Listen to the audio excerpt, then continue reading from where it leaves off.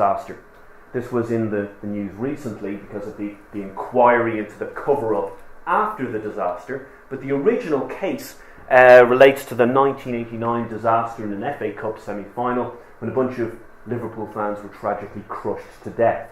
Now this is one of the leading cases that you study in tort in first year. And in every module there'll be one or two cases that kind of ring a bell. They relate to current affairs and things you're interested in.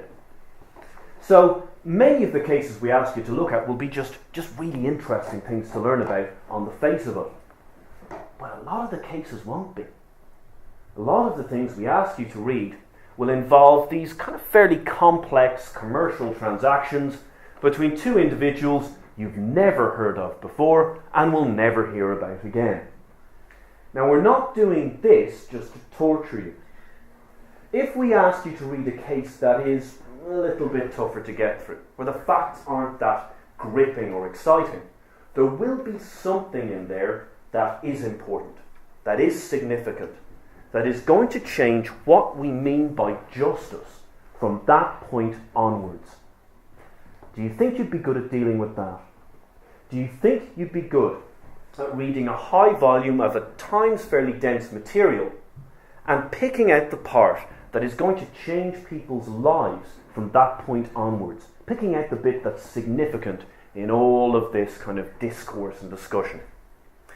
So those first two key skills I think are probably fairly obvious. Ability to communicate effectively in English and a willingness, let's say, to read a high volume of at times fairly tough material. The next two skills are less obvious or perhaps a little misleading.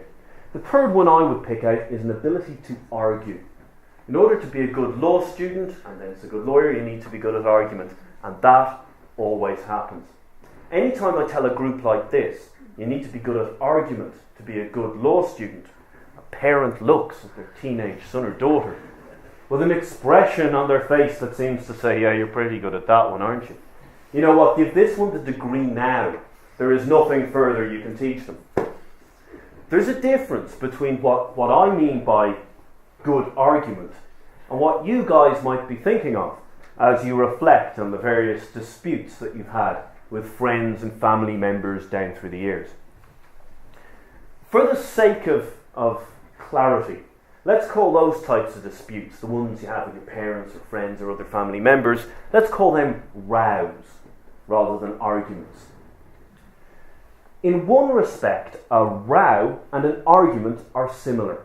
So being good at rowing and being good at argument are similar in one key way. In both cases, you're trying to leave the other person in no doubt what it is that you think about a particular issue, aren't you?